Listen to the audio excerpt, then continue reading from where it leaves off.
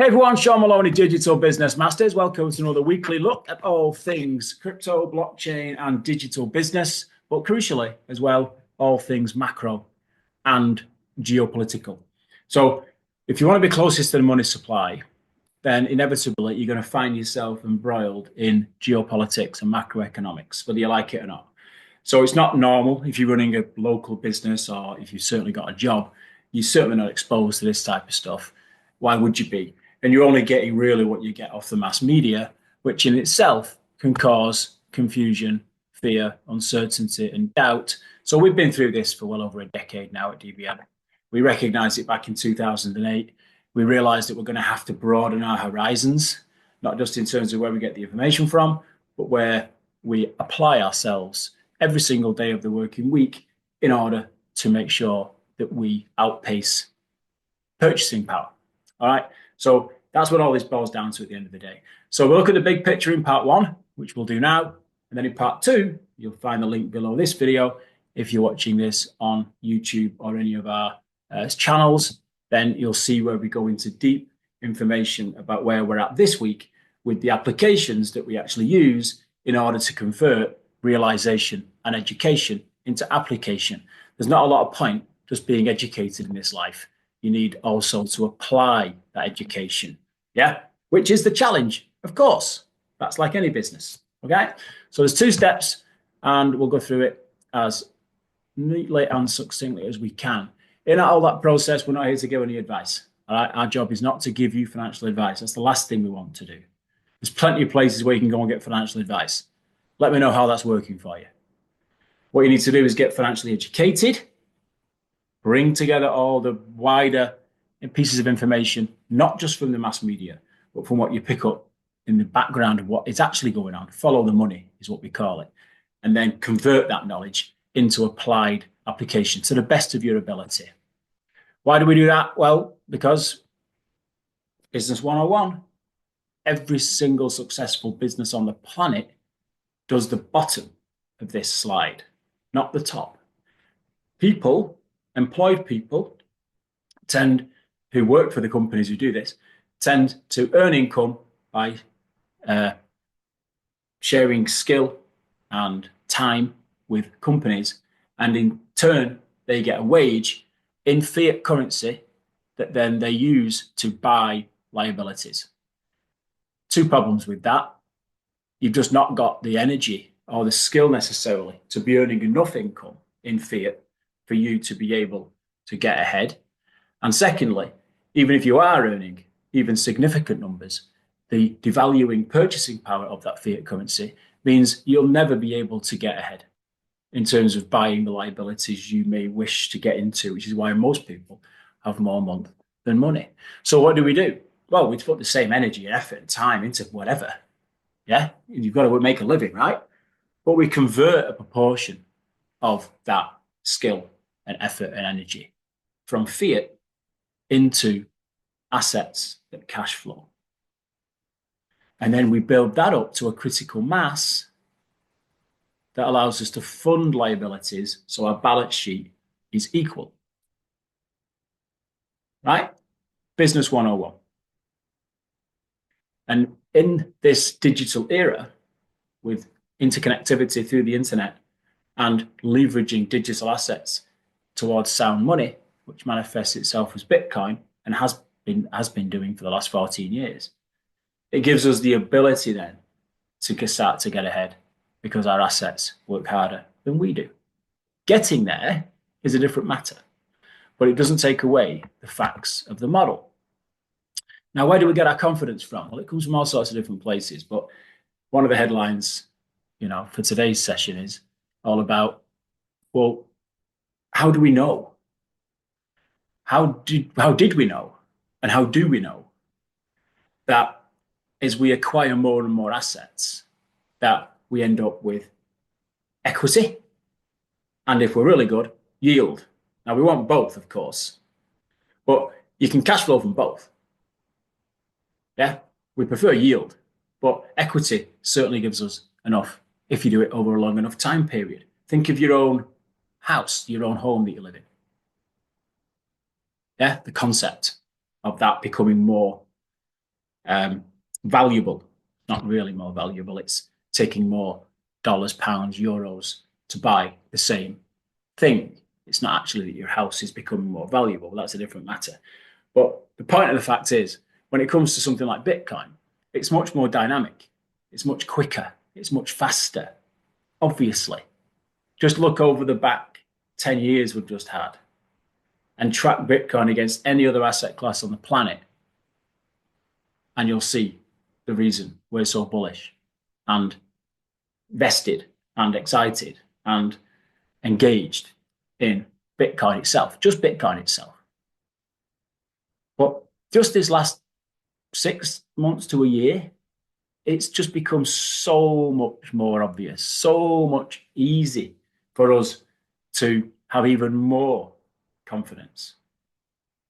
And that manifests itself on this slide.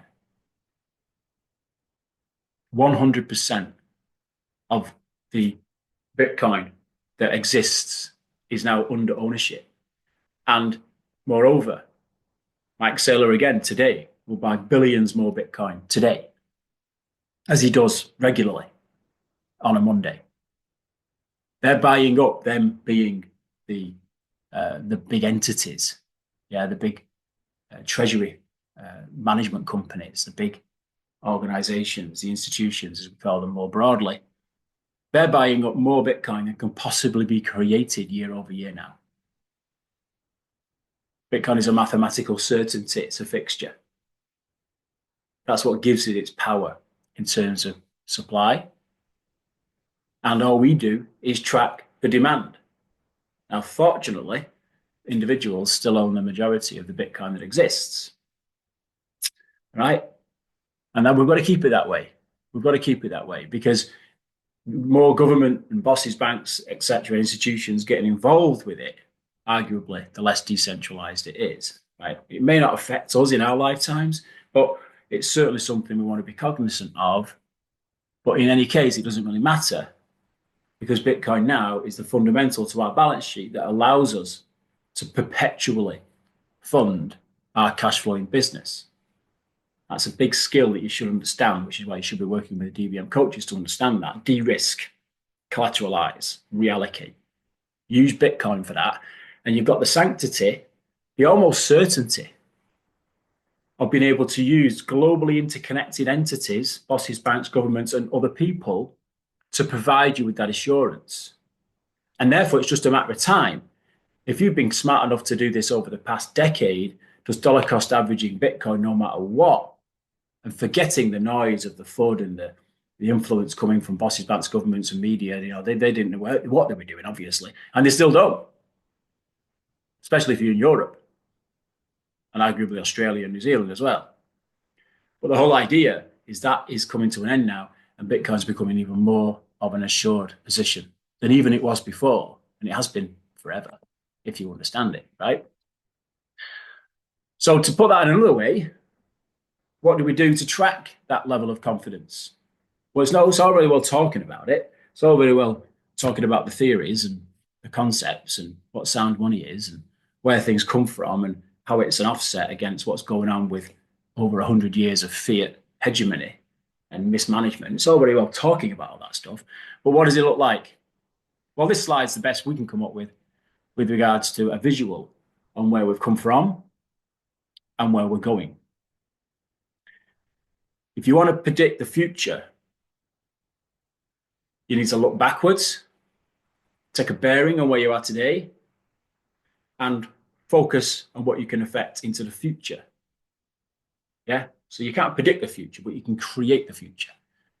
And we've been doing this all the way back from 2014. Did we understand it as well as we do today then? No, of course we didn't. Did we have the confidence in these big troughs post-COVID? And no, we didn't have the confidence. No, we still were not sure. Did it stop us? No. Did plenty of people try to stop us? Yes. Are we happy we didn't stop? Absolutely. Have we now moved across this yellow line just in this past, literally in this past year, last year, literally, between 24 and 25? We've gone across this Rubicon. And now, unless you're under a rock, you'll see that all the institutions, the corporations, the governments, the big investors are all now providing tailwinds. I'm still only talking about Bitcoin here. So you can imagine the power that it's provided us, those of us of the fortitude and the longevity and the consistency and the bravery and the patience to accumulate a balance sheet that's in global demand and is just about to now go through all sorts of new highs, new highs, new highs.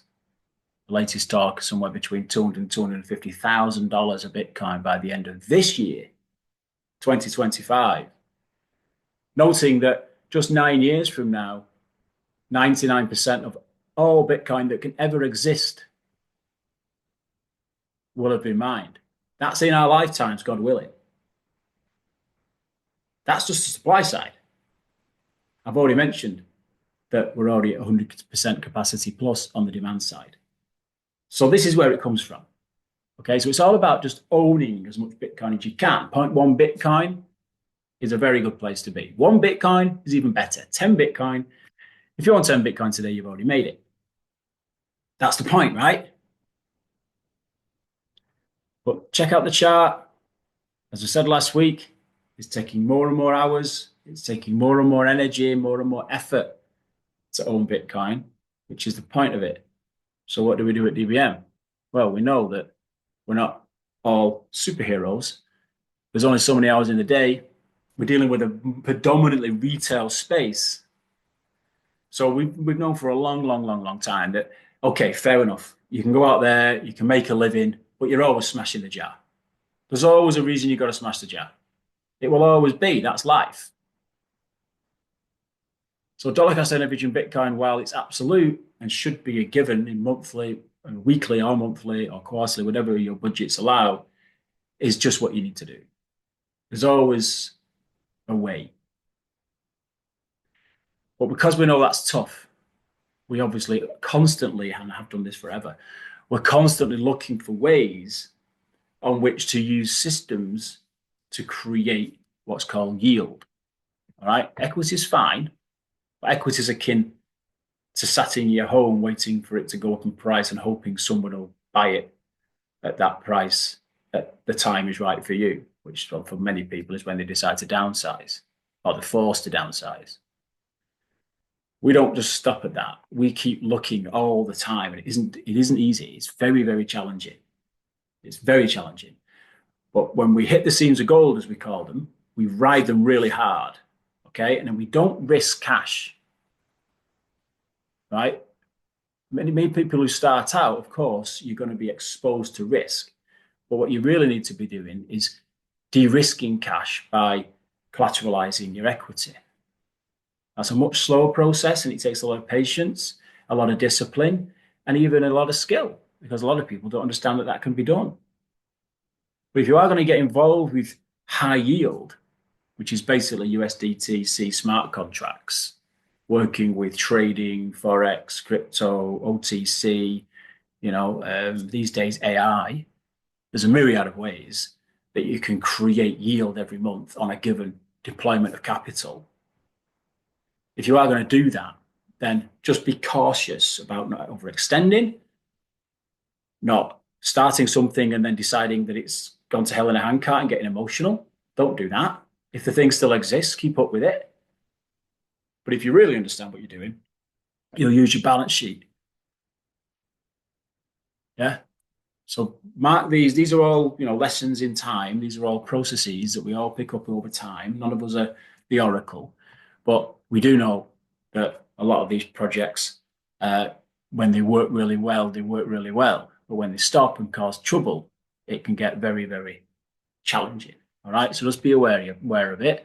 And then even more challenging is the world of the altcoin space. But the reason we entertain the altcoin space, as we're proven now with one particular project, happens to be the second most valuable crypto asset on the planet, by the way, is that we can do equity and yield in the same process.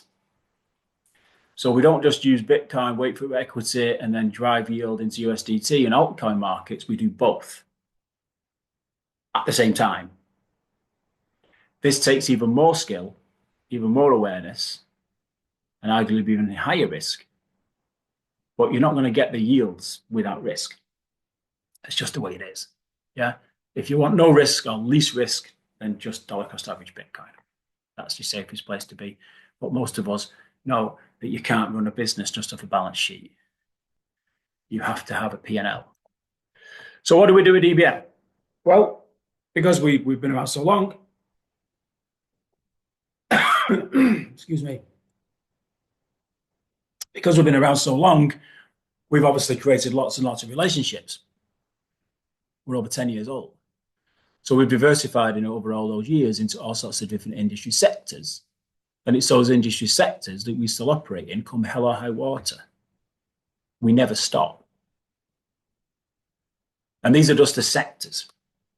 Behind each of these 14 sectors are multiple businesses, multiple altcoins, multiple smart contracts. Yeah. And of course, you don't need to be involved with them all. We do this full time, don't forget. And you need to be full time to manage this and many suppliers in your digital business. But if you're just working with one or two of these to get you rolling, and you've decided to get involved with one or two of them to get you rolling, and things have become difficult, then you don't let that stop you. As long as there's still validity in the supplier, and the supplier still exists for you to work with, just like any other company, you have a duty of care to look after your supplier just as much as you look after your customers. That's business 101. You support, support, and support, and support. All right, so there's a myriad of ways. So this is the DBM model I'm talking about. Lots of people do it in different ways across the whole, industry, but we prefer to do it this way because it allows us an ability to spread risk, diversify, work with equity and yield, and create a blockchain factory, as opposed to just hoping for the best by jumping and throwing money at things. You can't buy success. You have to make sure that you're managing it as a business. Okay. So before we go into the big macro and geopolitical topics that give us the engine room underneath which we manage all these different facets, just know that you're perfectly welcome to go and work in this industry alone and work on your own, trying to build a blockchain factory. Perfectly welcome to do that. But many years ago, we figured out from our own experience that it's a lonely place. It's a dangerous place. It's a high-risk place. And even when you do get some success, it's no good being on your own. You want to share. Yeah? You want to share what it is you've achieved and help other people. So we took the road less traveled at DBM some time ago and put an academy division into what we represent. And that manifests itself these days as a subscription with a globally interconnected network of coaches that all have the experience and knowledge that I've been sharing with you for the past few minutes. And you take the decision where you want to sit on this spectrum, knowing that you've got to go through what it takes if you've got an ambition to get ahead in this life. And it starts with mindset. Then you've got to get the skills. Only then we suggest that you start to get involved with the systems I've just been alluding to. Because when you've got the skills and the mindset, you'll find it a damn sight easier to manage the systems. And then with the systems under full management, again with full support. For all of us, including myself, we have to help each other. In the workspaces, for example, at the income level, we're constantly talking to each other every single day of the working week about what we should be doing with this. What do you think about that? How do you think we should go there? What do you think about this? Yeah, we all get benefit from that. That's why the income subscribers are the most successful, because they plug in, even if it's just once a week. They keep an eye on the business. They keep an eye on their factory. They don't just buy something and hope it works out. They are working through the system. Then and only then will you get to wealth. Don't even kid yourself. Don't think about trying to jump from mindset to wealth or from skills to wealth or systems to wealth. It's not going to happen. Wealth is even more difficult to manage than income, which is why we have tax specialists and accountancy specialists and people at that end of the spectrum who help us to keep our income. So you choose where you're at, but be aware if you are a current skills subscriber, you'll know who you are. We're putting the skills subscription up to $25 a month very, very shortly. But right now, if you go into the back office, you can upgrade, and for another month or so now, you can get yourself to systems just for $25. Just get a taste for what we do in the hub, let alone what we do over at Workspaces. Yeah, think about it.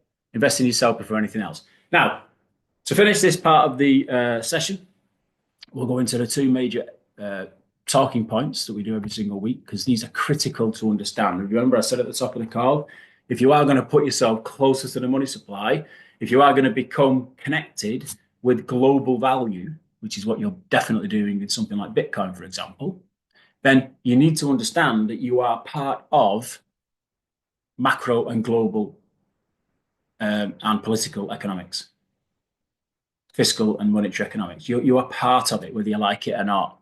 Now, you're only going to get a small amount of information relative to what is really going on from the mass media. You're only going to get a small amount of information from your relatively small circle at a job, or, you know, from your financial advisor or a boss or a bank. You're only going to get a small amount of information. What we endeavor to do every single week is look at the much bigger picture going on, as relevant to what we're involved with, obviously, which is the world of digital assets. But as you can see, with the top 2 points that are evergreen on this slide, you'll see me talk about these every single week. You've got M2 money supply and you've got the bond yields. Now, why do we talk about these things every single week? Well, because it's been obvious for as long as we've been involved with Bitcoin that, for example, on the M2 money supply, which is the yellow line on this chart here, all we've ever done, you know, we've become much better at this because as time goes by, it becomes more and more reliable. All we do is we track the M2 money supply and offset it by about 8 to 12 weeks with the Bitcoin price, which is the orange line. And then we wait for Bitcoin to meet the market. So we'll let the market come to us. So as they print money, which is what M2 money supply is, invariably, there's been a very tight correlation with the 8 to 12 week future price of Bitcoin. So what this chart's showing here is, this is around the end of March, early April time. There's updated slides now, but the point still stands.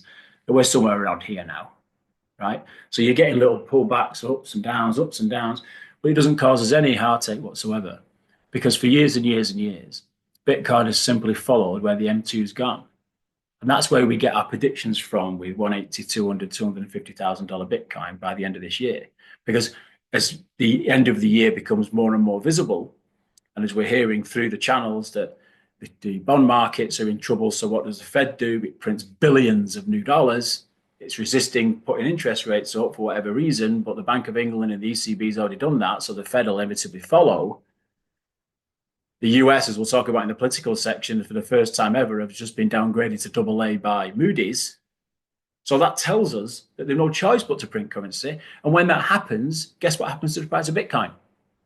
So we just work ahead of that, especially when we're working on collateralization of existing Bitcoin to go into high risk, high yield. We just follow that trend. That's all we've done for a long time. Yeah.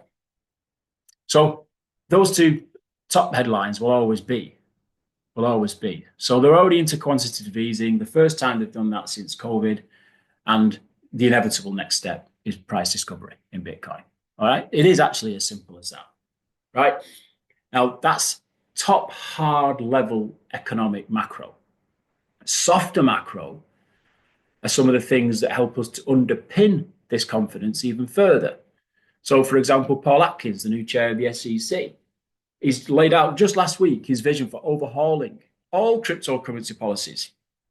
We know that's already happening in real time because they pulled away every single legal case that was up against any given cryptocurrency that was put in by his predecessor.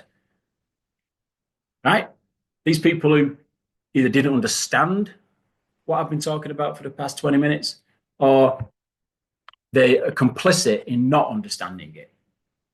Ignorant or complicit, either way, you've got a problem with the governments. But the bottom line is that the new people in power now are involved with making our lives a lot easier. That's at the government level again, okay? But on the macro company level, Coinbase, company we've operated with for many, many, many years, now entering the S&P 500. Yeah, happened to happen in the same week as a major internal hack, which, if you've been involved with this industry for some time, you'll know is part of the game, is part of the risk, part of what we do, right? So you just get used to these hacks. You never really enjoy them for sure, but you get to know that they exist. They're just part of the fabric, right? So it's just ironic that Coinbase has a big week early in the week, and then by the end of the week, they're having headaches. Yeah, $400 million or whatever it was, some crazy number. In terms of the hack. So it's an internal hack as well. It wasn't an external hack. It was somebody that found a bad apple.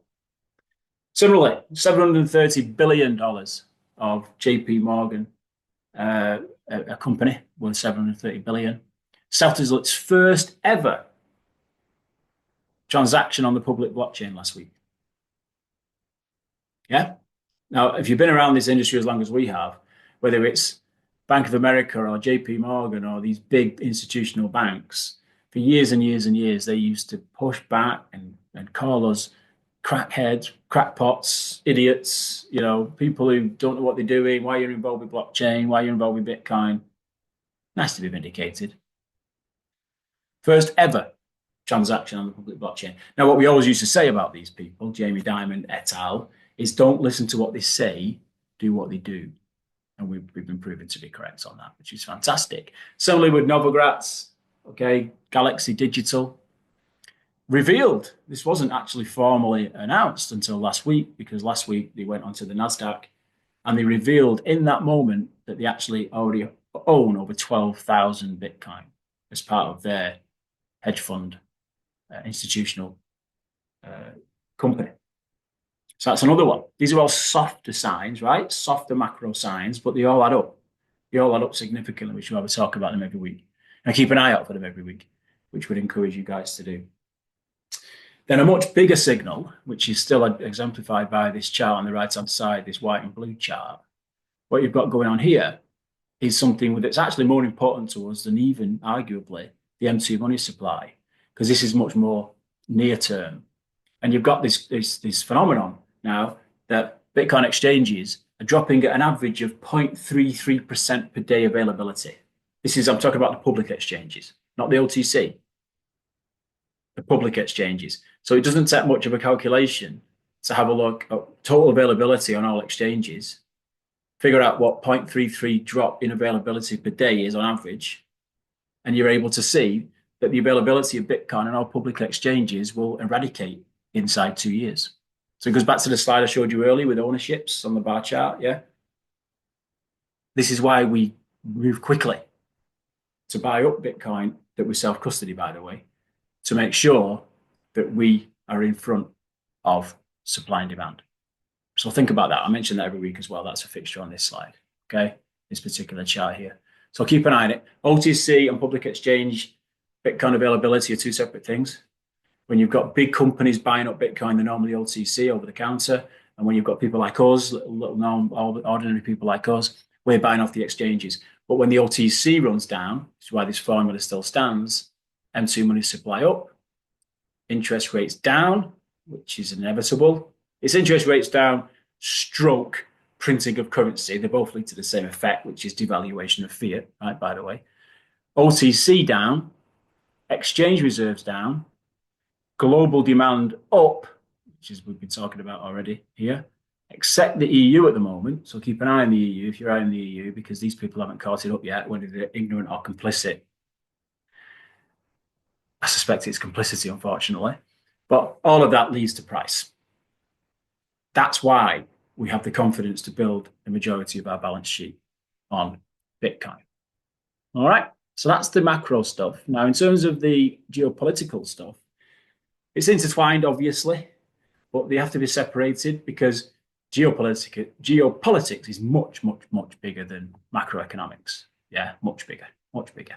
And the idea is that if you keep an eye on the maneuvers, which it is actually impossible to make any sensible judgment on where it's going to go next. And that's becoming increasingly the case, because what's becoming more and more obvious is that a lot of this stuff is being made up as it goes along. Right? Now, there's a lot of people who'll say, oh no, there's big people behind the scenes pulling the strings, blah, blah, blah, blah. But I think it's becoming more and more obvious that, yes, okay, a lot of these high-level politics are puppets, but at the end of the day, they're creating the rhythms that we want to work with as each quarter, half year, or year goes by.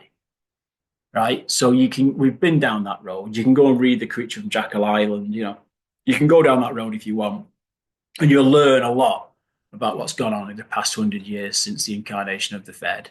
Or if you want to go further back than that, you can go and have a look at where the Bank of England came from. But the whole idea is that, yes, that's a foundation to you looking backwards to seeing where you are today, why we are here today. And if you want to look in the future, you can't predict it, but you can affect it, you can create it, right? And looking at geopolitics, frankly, will drive you nuts. It drives me nuts. But at the same time, you've got to be aware of it, because a lot of the things that we do at DBM now, whether it be Bitcoin or whether it be smart contract USDT or whether it be OTC or whether it be altcoin markets or whether it be regulation, legislation, legalization, jurisdiction, whether we like it or not, we're involved with the decisions being made. And the big headline decisions seem to be along the lines of no longer is war the neocons, the military complex, the main engine behind what's going on with decisions between inter-country relations. What seems to be happening is trade is taking that over. Now, arguably, that's a better place to be for the rest of this century, because the last century, we all know what happened. So on that level, it's interesting. It's certainly good for our kids and grandkids. So what do we do in reflection of that? Well, we notice that given you've got this global south, the BRICS, all starting now to get smart with how they can strengthen and put themselves up against the hegemony of the Europeans and the US, there seems to be a rebalancing going on of how sovereign wealth is being distributed. But the amazing thing for us is that underlining all that, a big underpinning of that, is Bitcoin. So the term hash war over war, arms race, has been coined. And it's, excuse the pun, but that's literally now starting to shake out in front of our eyes, which just goes back to what I've been saying for the past half an hour with regards to where we step in as individuals in owning the center of the money supply. Yeah. But it goes a bit more nuanced then, especially because we've been involved with this industry for so long. We have found ourselves embroiled with sanctions. We have found our assets in parts of the world that are currently caught up in the standoff between the hegemony of the West and where the BRICS nations see themselves going forward. We just happen to be caught up with that. And it's manifesting in the Ukraine-Russia peace deal, right? So we didn't sign up for that. We didn't expect that. It's not something we really want to be involved with, but we are, okay? But if you understand it at this level and you're observing at this level, then you start to see the probabilities of the shakeout when it comes to funds being released, not just for what we're interested in, which is a tiny, minute proportion of what I'm talking about here, but in terms of the way that the US in particular can't afford for the Russian, Chinese, Indian, rest of the BRICS nations to become the new hegemony. The US simply can't afford to do that, and it won't allow it to happen. Right? So we're in that standoff as we speak, and part of that standoff is going to be the dissolving of sanctions. It has to be. It's just very painful observing it going on as these grumpy old men play games with each other. It's just annoying, right, at this level. It's never been something we've had to take full account of before, maybe 100 years ago when our men and women had to go to war, and that was a real face of what had to be done. And we've not been involved with that since the baby boomers, all through the Gen Xers and the millennials and even the Gen Zs, not even part of that anymore. But we are embroiled with it if you're going to get involved with global economics. But think about that. Think about that. It's all part of management into the future of what you do. All right. So they're the big, hard things going on right now in global politics. And you've got the softer aspects going on that are all intertwined. You've got Abu Dhabi wealth funds trying to become the center of the money supply, which is probably going to happen. It's probably going to happen. I can't see the US or the European debt to GDP arresting itself or getting straight enough, quick enough for them to be able to fight against the movement of sovereign wealth funds headed to the center of the world in that sense, which is predominantly now the Middle East, which is why Trump was there last week. So they're setting up deals so that BlackRock are heavily involved with all that. Obviously, it's not really about global politics anymore. It's more about BlackRock and politics. The EU, UK, Canada, Australia, arguably New Zealand, I keep throwing this up every week because it's true. They've got this immutable bureaucracy. It's going on right now.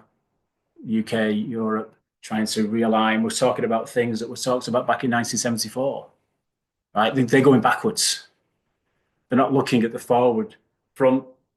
Maybe to be a little bit kinder to the UK, they are looking at doing deals in the US as well. And the US is obviously connecting with what's going on over in China. So again, all this connectivity eventually has a benefit, but it's not being managed and headed up and driven by politicians. They've got a mutable bureaucracy, right? It's just a fixture. They're going to follow. The Europeans and the UK and the Canadians and Australians are just following what's going on in the US and China. They're not managing it, right? Pretty obvious. But at the same time, you've got the effects of very, very short-term influence, such as Moody's, as I said earlier, downgrading the United States to AA for the first time ever. Now, that is not as dramatic as it sounds, or certainly as dramatic as the mass media will have you believe, because most of the other credit agencies downgraded them months, if not years ago. It's just that Moody's are one of the biggest out there, right? So you've got this thing going on about US debt hitting 30% of revenue by 2035. We've known about that for ages. That's not new news. But it kind of an effect on near-term market, right? Some people are saying today's Bitcoin price has taken a slight dip from 107 down to whatever it is right now because of this type of stuff. But it's very short term. It's very short term. But you think hell was in a handcart if you listen to the mass media. This is why you've got to be more standoffish. You've got to fly above the canopy. Okay, keep an eye on the bigger picture. One of which is Crypto.com, another major company in the crypto market that's now been selected to support, again, going to the center of the world, the Dubai Department of Finance to digitize worldwide government payments. Think about that. Yeah, there's a reason the US right now with their Senate bill today are pushing as hard as they possibly can for digitalized standard stablecoins. I've said this for weeks now, that with Abu Dhabi and Dubai and other places all starting to move, we saw went on last week in Saudi Arabia. Yeah, they're setting the new standard in terms of financial payment systems. The rails, in other words, the rails on which things get done. Yeah, blockchain, crypto, and Bitcoin is a direct benefit of all that. Yeah. Tariff deals are just short term, going through the process with that. You know, it'll be what it will be. But again, if you listen to the media, you'll think it's the be all and end all. It's certainly not. It's just a slight adjustment. So what does it mean to us? Well, all this is all very interesting. But at the end of the day, as we move towards this new world order, which is absolute, whether it's being on gold or Bitcoin or some currency resets, if you're interested in that, then it's all about just making sure that we're aware of where to position ourselves and have the patience and fortitude just to see it through. Did you really think it was just to press a button and get rich? You've got to work through the process and do your best. And our position has always been do that on neutral assets, one of which is Bitcoin. Okay. So this is where we're at with regards to global politics for this week and macroeconomics. Like I say, if you want to get more conversations, more insight, more like-minded people around you, then you're more than welcome to join us in the DBM Academy. You'll see the link below, and we'll see you on the next video.